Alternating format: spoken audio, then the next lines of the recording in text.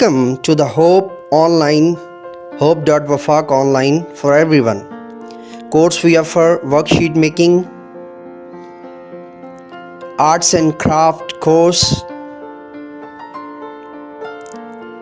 graphics designs, class management,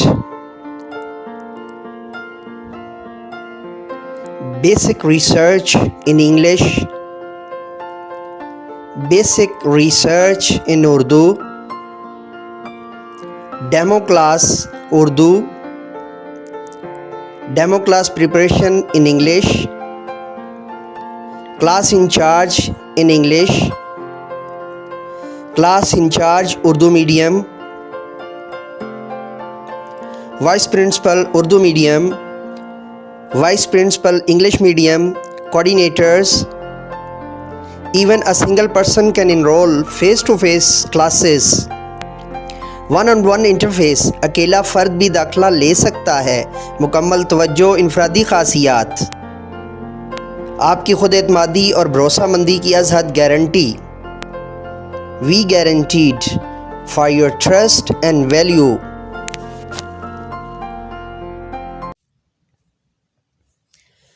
Shakespearean comedy. To discuss the welcome back everyone from Mentor English.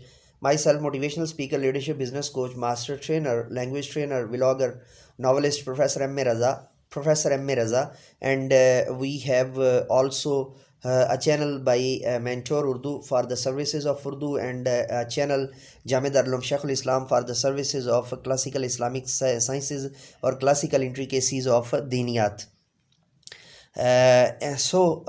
Today the topic is Shakespearean comedy. So let's get started. Let's do it. Let's start the lecture. To discuss the salient features of Shakespearean comedy, we will refer to the Elizabethan comedy because it is in this perspective that we can better understand and appreciate Shakespeare's comedy. Earlier Elizabethan theories of comedy have been already discussed in the previous sections. Comedy has always been defined as the opposite of tragedy since the ancient Greek and medieval ages. If tragedy was defined as a fall of a great man from prosperity to adversity, the comedy was a happy change from misery to happiness. Tragedy ends in disaster of the protagonist, while comedy ends in reversal of fortune of the heroine from initial difficulties and sadnesses to success and happiness. The medieval theorists were interested to evolve a clear and precise antithesis between tragedy and comedy. Tragedy was concerned with the characters who belongs to the high stratum of society, so it was the presentation of action seen from outside, while comedy presented the lower or the humbler characters.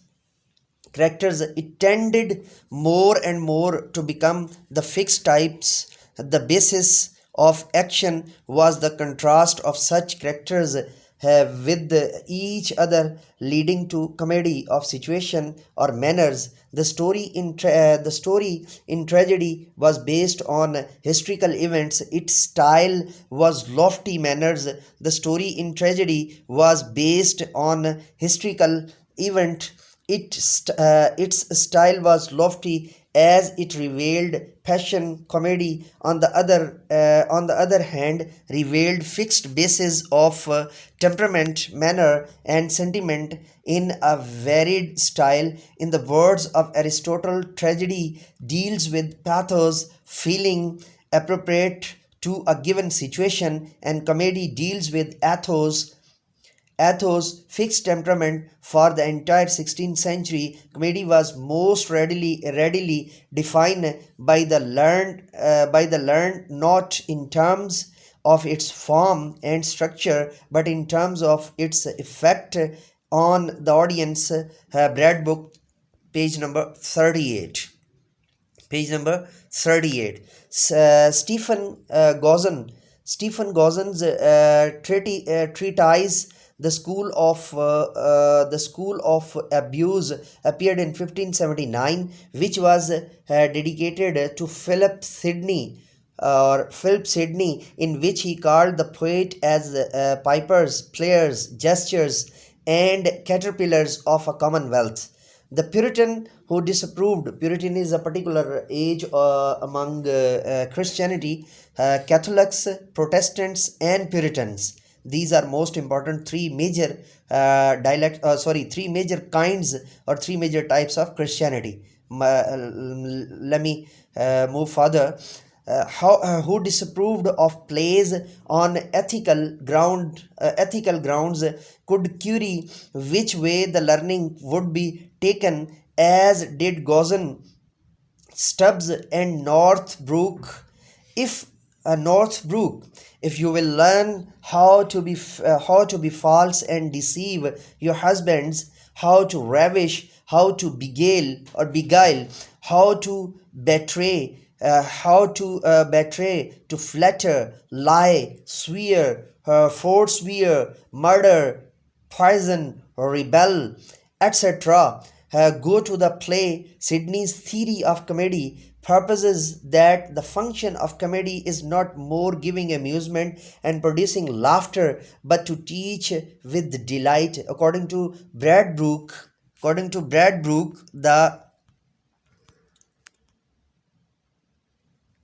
the elegance of the youthful Shakespeare's work is that of one who aspired to learning, and who inclined towards the great for patronage. In Shakespeare's mature comedy, it is worth remembering that in comedy, Ben Jonson put him above the classics.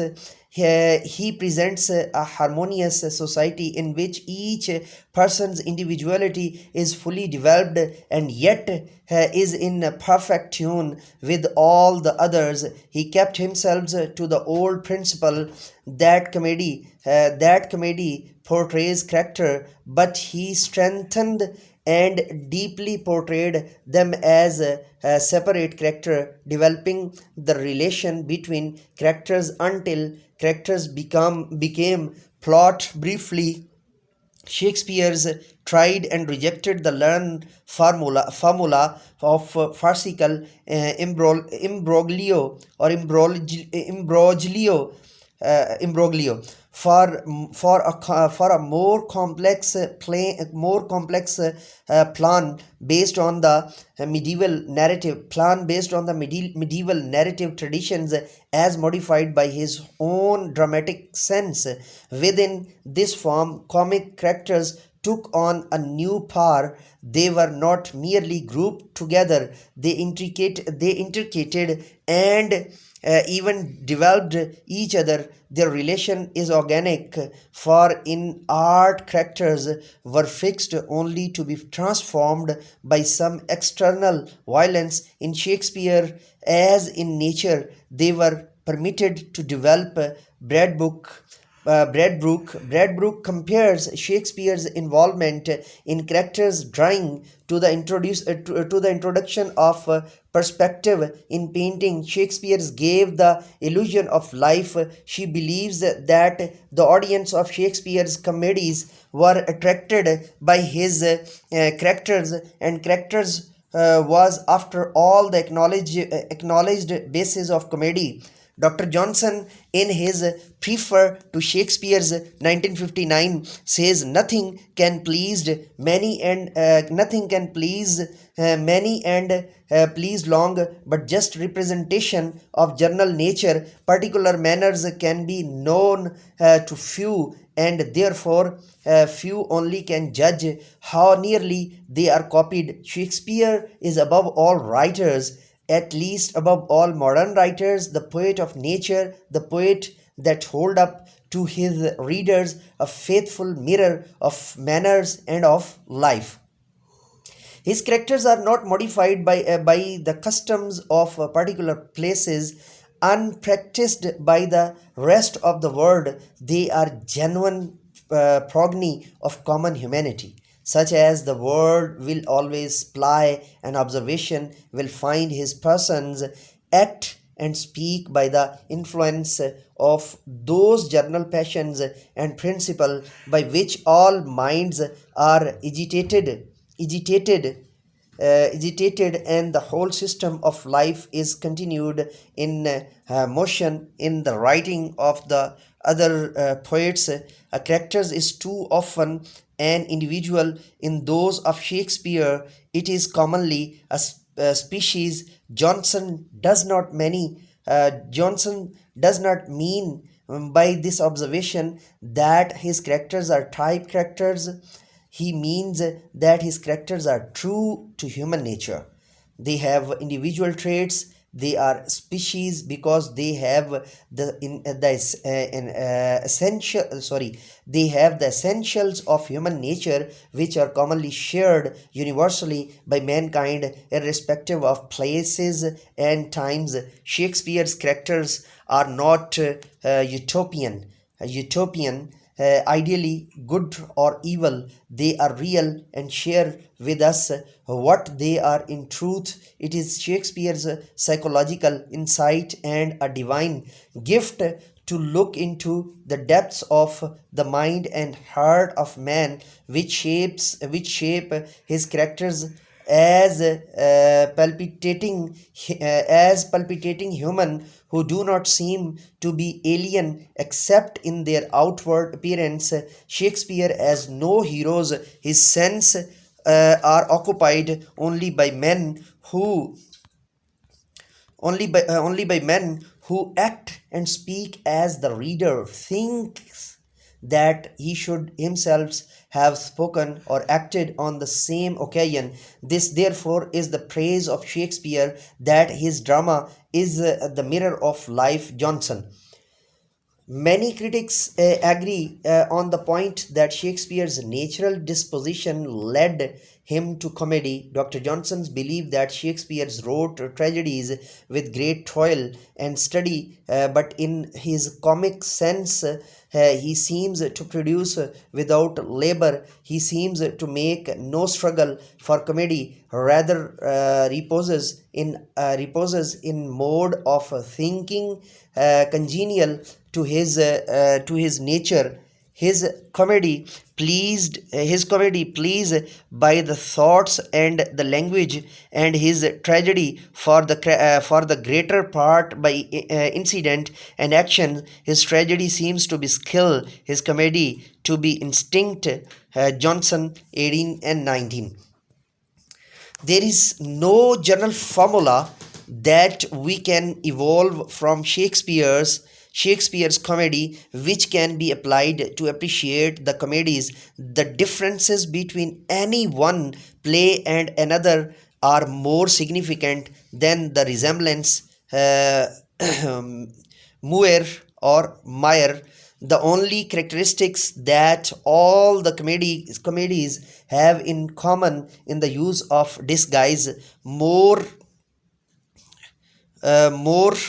significantly, disguise enabled Shakespeare to symbolize one of his favorite themes, the contrast between appearance and reality. But also disguise and mistaken identity are prominent features of Shakespearean comedy. They do not seem to be they do not seems to be its they do not seems to be its essence. Two or three. The first four comedies: The Two Gentlemen of Verona, The Comedy of Errors, The Taming of the Shrew, and The Love's Labour's Lost, exhibit astonishing variety, which makes it difficult to evolve and apply any comic formula to all the comedies mentioned. The same is true about the mature comedies that followed.